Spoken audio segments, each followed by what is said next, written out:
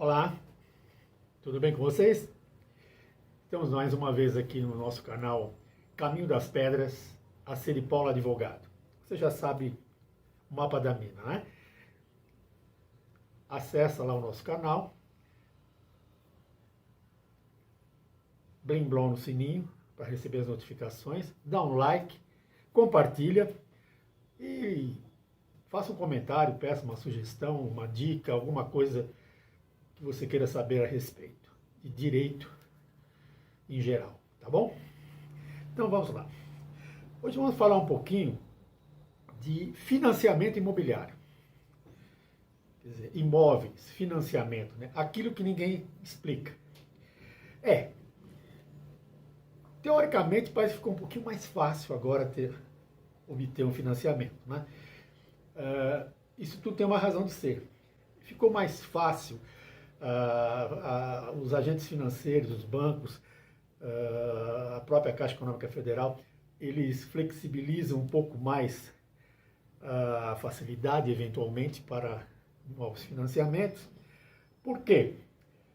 Porque agora eles também têm uma facilidade maior para retomar o imóvel, caso o comprador deixe de fazer os pagamentos, né?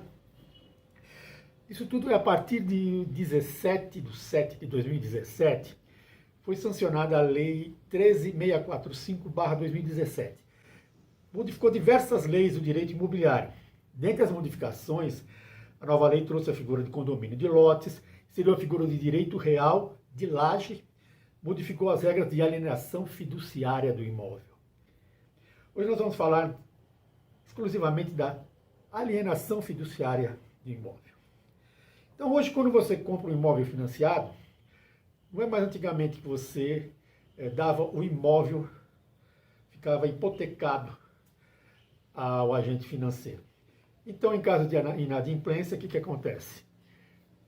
Depois de notificações extrajudiciais, tentativas de acordo, não tinha jeito, finalmente o banco acionava, entrava com a ação para penhorar o imóvel, né?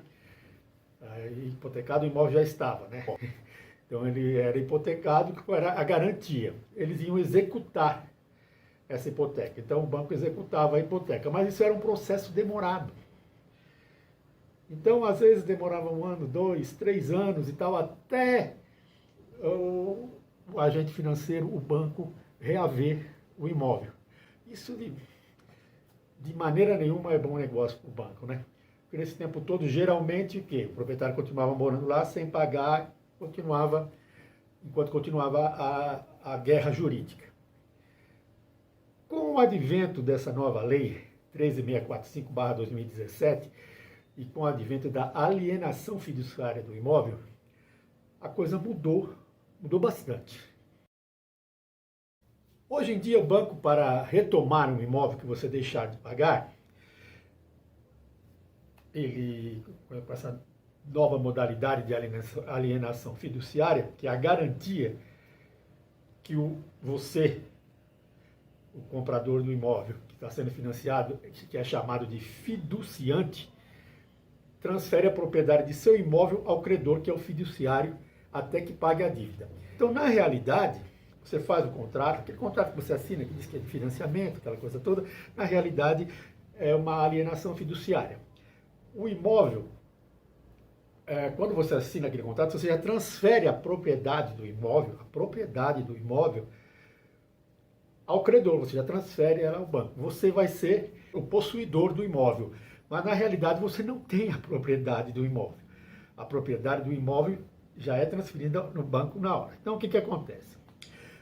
Na prática, o devedor continua utilizando o imóvel, né, que é o bem, que não mais lhe pertence. Uma vez, quando ele terminar de pagar a dívida, o devedor automaticamente volta a ser o proprietário da garantia. Então, automaticamente, você pagou a dívida bonitinho, o imóvel é seu, não tem problema nenhum. Na hipótese do não pagamento do débito, o credor, que é o banco, que é o titular do bem, ele, na realidade, é o proprietário, rapidamente ele pode reaver a posse direta do imóvel das mãos do devedor, que é o seu financiado, que não pagou, né? E ele executa a garantia do imóvel. No que difere da hipoteca? É diferente da hipoteca porque não há necessidade da participação do Poder Judiciário. O banco não precisa ir à justiça. Você não vai ser acionado. Quando se compra um imóvel na planta, por exemplo, esse instituto tem sido muito utilizado também, porque é uma segurança e rapidez. Então, o procedimento para a retomada do imóvel, nesse caso, retomar nem seria retomar a posse do imóvel, né? Porque a propriedade você não tem, a propriedade já é do banco. Então, é um procedimento extrajudicial no caso de inadimplimento, ou seja, você inadimpliu, você não pagou, você vai ser desalojado do imóvel por um procedimento extrajudicial. Ou seja, nada de ação judicial, que é bem mais rápido. Vamos ilustrar uma situação. O fiduciante, que é você, que financiou o imóvel, a gente ainda insiste, continua falando em financiado, né, em financiamento, mas como geralmente até hoje é vendida, os imóveis são vendidos dizendo-se que é financiamento. Alienação, é só um termo jurídico, tá, mas ninguém explica.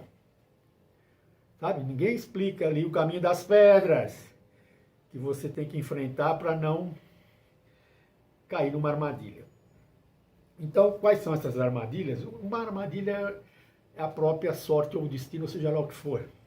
Você hoje, para conseguir um financiamento, você tem que comprovar uma renda, tem que estar bem empregado. Então, hoje, você está bem empregado, tem uma garantia e tal. Então, você encara quanto é o valor da prestação do seu financiamento ou da alienação fiduciária. Cabe dentro do seu bolso? Cabe. Você ganha o suficiente bem? Ganha. Só que todos nós somos assim. Hoje a gente ganha bem. Hoje a gente tem emprego.